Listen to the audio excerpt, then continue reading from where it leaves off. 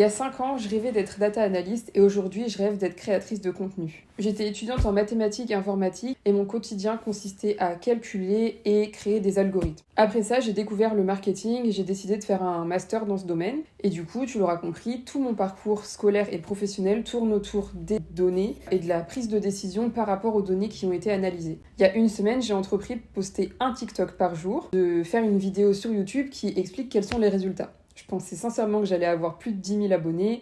C'est absolument pas le cas, mais à l'heure actuelle, je peux quand même t'expliquer ce qu'est un algorithme et comment ça fonctionne, comment est-ce qu'on peut appliquer les connaissances qu'on a par rapport aux algorithmes sur la création de contenu et les leçons que j'ai tirées sur cette semaine de création de contenu. Déjà, la première chose que j'ai compris, et que je savais déjà, c'est que, donc, de base, c'est des humains qui créent des algorithmes. Tout est basé à partir des comportements humains. Donc pour créer un algorithme sur un réseau social, il faut absolument que la personne sache comment est-ce que ça fonctionne dans le cerveau d'une personne. Et le point positif dans tout ça, c'est qu'on est des humains et qu'on sait à peu près comment on réfléchit nous-mêmes. Donc les process mentaux qu'on connaît, qu'on expérimente tous les jours, c'est des process qui sont étudiés aussi par les programmeurs. La première chose que j'ai appris durant cette semaine, c'est que en fait, le contenu qui a fonctionné pour moi, c'est du contenu que moi-même j'aurais regardé. C'est des contenus qui bougent beaucoup et à la fin duquel le contenu t'aura apporté quelque chose, que ce soit de la joie, de la tristesse, enfin une émotion, il y aura quelque chose qui se sera passé. Et c'est dans ce sens-là qu'on doit créer du contenu pour provoquer des choses chez les gens. On est sur les mêmes buts que l'art finalement. Je pense qu'une des choses principales à avoir en tête, c'est que de un, les algorithmes ne sont pas des choses incompréhensibles, c'est des humains qui les ont créés pour que ça s'applique à des humains, donc on est vraiment sur quelque chose qui n'est pas mystique, entre guillemets. Du coup, un algorithme, c'est un enchaînement d'instructions, donc on va dire si cette vidéo a fait plus de 5 j'aime en 3 minutes, alors on va reproposer à tel panel de personnes. Si cette vidéo a enregistré 3 commentaires qui contiennent plus de 500 caractères, alors tu vas proposer cette vidéo à tel type de personnes, etc., etc. Tout est fait pour que l'utilisateur regarde la vidéo jusqu'au bout, enfin, pour proposer à l'utilisateur des vidéos qu'il a potentiellement envie de regarder jusqu'au bout. Et toi, en tant que créateur, donc moi en tant que créateur, censé coller à cet algorithme pour faire en sorte que du coup les gens regardent mon contenu, ton contenu jusqu'au bout et faire en sorte qu'il y ait des émotions qui soient créées. Du coup, je trouve que c'est quand même plutôt positif. L'humain est au centre et on fait tout pour les humains, entre guillemets, donc ça c'est plutôt cool et on est sur vraiment de l'interaction, d'où le terme réseau social. Je pense que je n'apprends rien, mais en vrai c'est des basiques que j'ai eu besoin de revoir pendant cette semaine. Si je résume bien ce que je viens de dire, c'est que le but, c'est d'apporter quelque chose à quelqu'un. C'est la raison pour laquelle on parle souvent d'être dans une niche, parce que dans une niche, t'es expert dans ton domaine, donc tu vas amener du contenu à une personne. Sauf que nous, de plus en plus, et je pense qu'on est un peu comme ça, on a juste envie de proposer notre quotidien, et ça, c'est... techniquement, je pense que ça peut fonctionner, enfin, ça fonctionne. Il faut genre avoir une esthétique super et que ça impressionne quelqu'un, que ça donne envie, inspire une personne. Le but, c'est d'être utile aux personnes, d'être inspirant, d'être expert dans le domaine que tu traites. Ça veut dire que tu vas faire juste un vlog et c'est tout, genre juste montrer ton quotidien. À moins que ton quotidien soit vraiment inspirant, que tu aies une maison hyper inspirante, que tu aies une façon de parler qui inspire les gens, etc.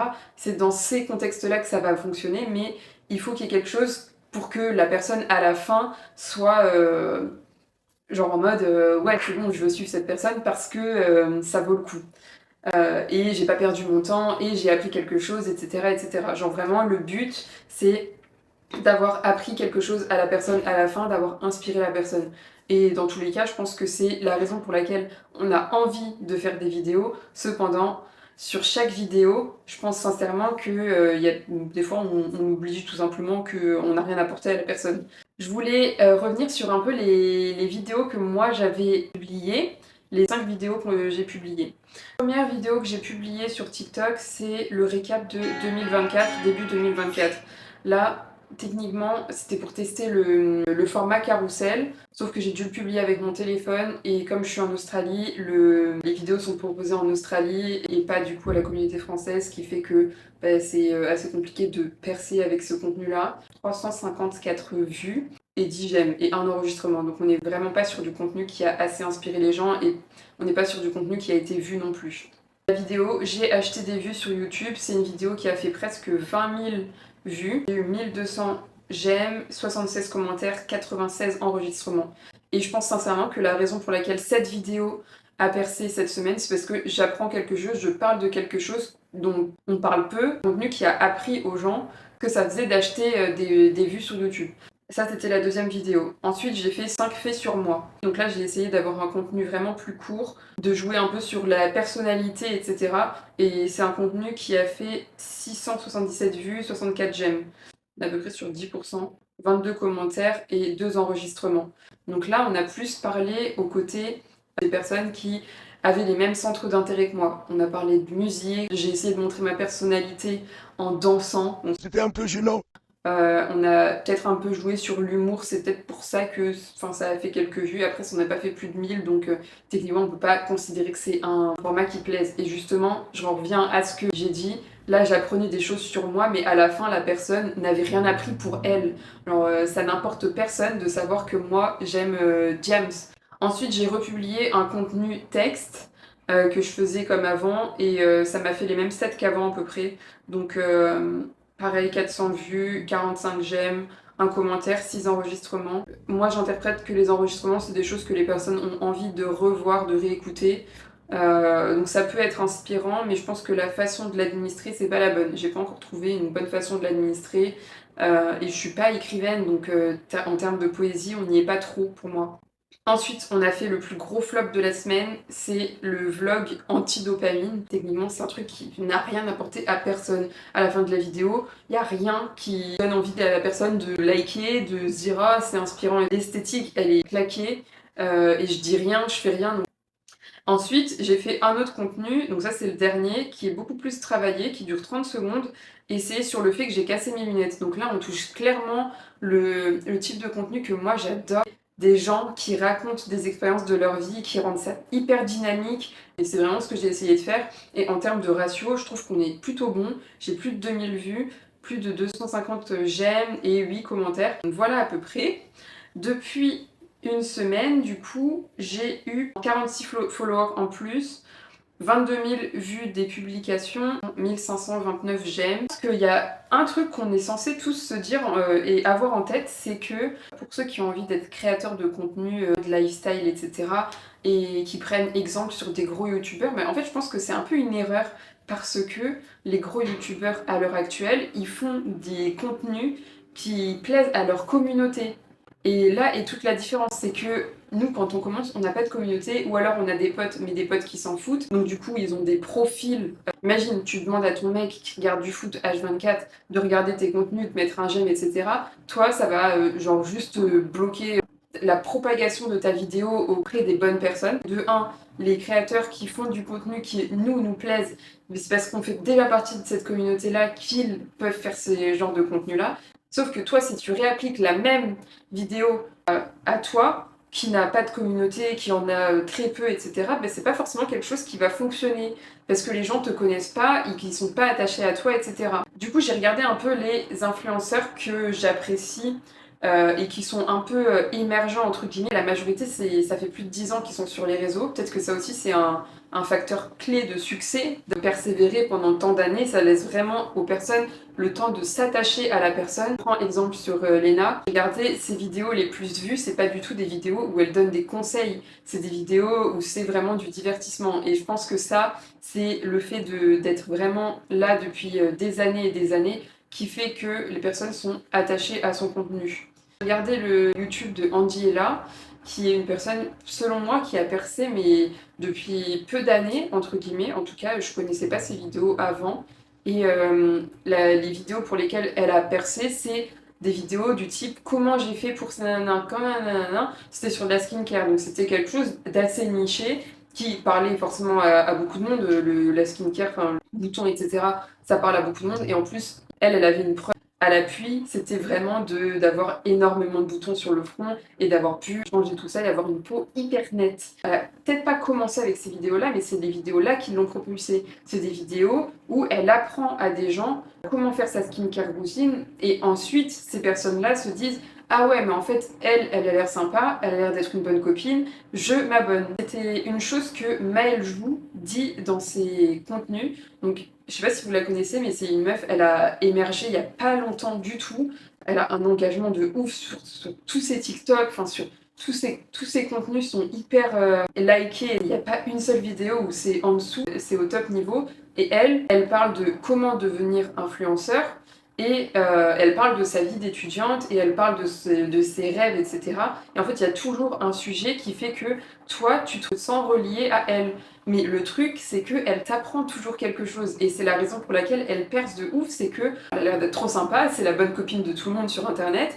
Et en plus de ça, elle t'apprend des choses. Et je trouve que c'est vraiment la façon de percer le plus, c'est vraiment exactement ça. Donc j'ai regardé le contenu de youtubeurs qui ont moins de 1000 abonnés. Et ces personnes-là, elles étaient vraiment dans la démonstration de leur personnalité et de leur manière de penser, etc. Et je pense que oui, tu as quelque chose à apporter par rapport à ta personnalité. Et je dis absolument pas que les gens sont inutiles dans ce monde. Alors là, vraiment pas. Mais je dis juste que c'est des contenus qui parlent à moins de monde et qui est moins mainstream.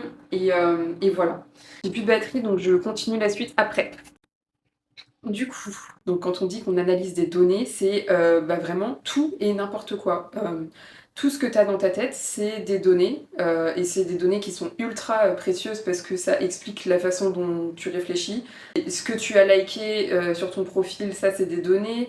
Le temps que tu passes sur ton écran, c'est des données. Mais en dehors de ça, et ça, c'est quelque chose que l'algorithme n'aura jamais, à moins que tu mettes des commentaires, c'est la sensation que tu as eue après avoir regardé telle ou telle vidéo. Et ça, moi, je pense que c'est une donnée à vraiment prendre en compte pour soi quand on fait de la création de contenu. C'est après telle vidéo, j'ai eu envie de faire ci, j'ai eu envie de faire ça, j'ai pensé à ci, j'ai pensé à ça, et ça m'a donné telle motivation, etc. Et ça, c'est exactement une donnée, un input hyper important pour la création de contenu, puisque quand tu analyses tes propres réactions à ce que toi tu consommes et ce que tu regardes, ça peut te donner des informations. Imaginons, j'ai envie de faire un contenu qui rend les gens heureux, ben, je vais reprendre en mémoire tous les contenus qui m'ont rendu heureux et je vais ensuite regarder quels sont ces contenus-là et ce qui s'est passé dans ces contenus-là et analyser ce qui s'est passé dans ces contenus. C'est du coup un algorithme à reproduire dans ta création à toi de contenu,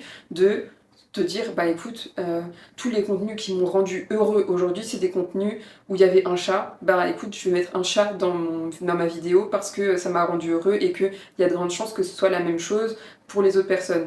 On part du principe que tu es une personne normale qui n'a pas forcément de façon de penser qui soit vraiment trop extraordinaire pour ne pas fonctionner. L'autre chose que je voulais dire, c'est que je ne pense pas que l'algorithme met en avant les personnes les plus récurrentes. Je pense sincèrement que c'est toi qui deviens juste meilleur dans ton contenu au fur et à mesure du temps.